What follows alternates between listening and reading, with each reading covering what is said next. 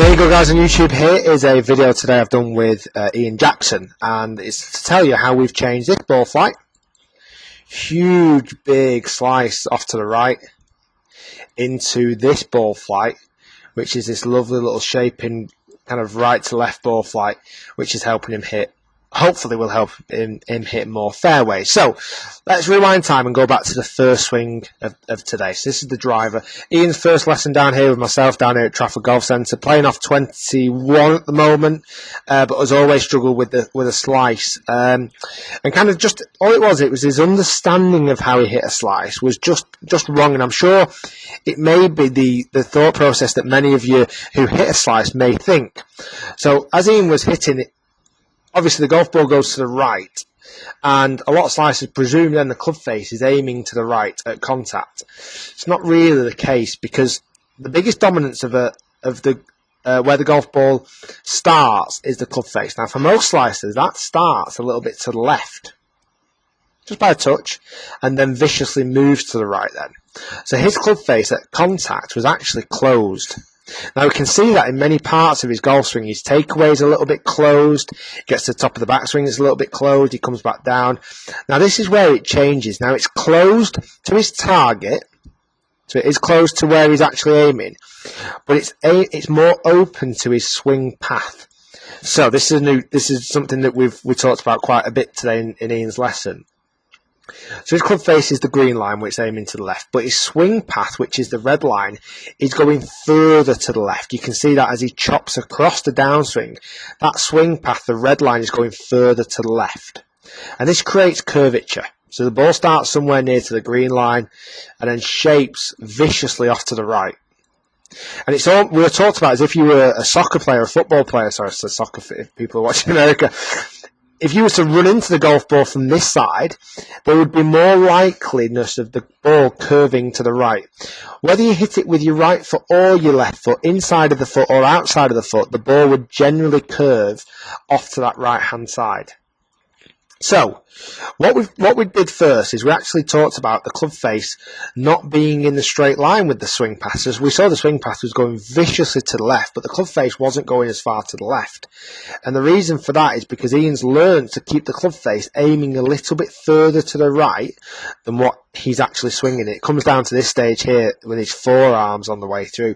They kind of crumple up and pull inwards towards his body, desperately helping him keep his club face aiming further to the right. So what we talked about at the very start of today's lesson was to get the forearms extended away from his body, and it's the forearms, not his wrists. Never talked about his wrists once or his hands. We never talked about any of that. We talked about his forearms extending and crossing over each other. It's the forearms. And this is again where a lot of people get confused. I did actually go into a little bit more depth with Ian about why his forearms actually, in theory, don't cross. It actually, we're looking here on the right-hand side, you would absolutely say his forearms have crossed. But when you look from where Ian was standing, or where Ian stood, his forearms have not crossed over each other. It just, from this two-dimensional view from the front, they look like they have, which is fine, because it actually makes his club face aim in the same direction to his swing path. So what was happening then, and I was absolutely encouraging Ian to do this, was hit the golf ball straight to the left.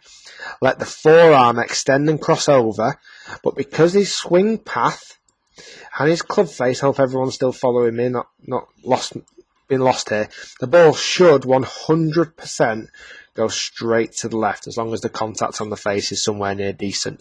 And that's exactly what was happening, and that's exactly what I wanted to happen.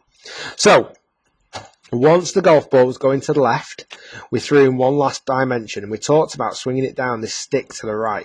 So going back to a completely different idea to what Ian thought he was doing, and I wanted him to feel like he was trying to hit the golf ball or swing the golf club so that it would make the golf ball go to the right, but we still crossed the forearms over. And just watch this. I just love this. Every bit of this was just awesome. So we started seeing signs that the ball was curving right to left. The club face stayed a lot straighter. We didn't talk about that. They even mention it. The club face isn't outside. Everything's awesome. He's a little bit shorter in swing only because he's just trying to control the club. But look at that position. What a difference this has made. Where's his first one? Where's his first? Let me just find this one so I can pull this one in. What a huge difference to his downswing. Here we go. This is made. This is before. Club face outside and close. Oh, look at that. Big over the top. Big chop across. We're here now. That club head's coming in from an inside position and started to hit this lovely right to left ball flight.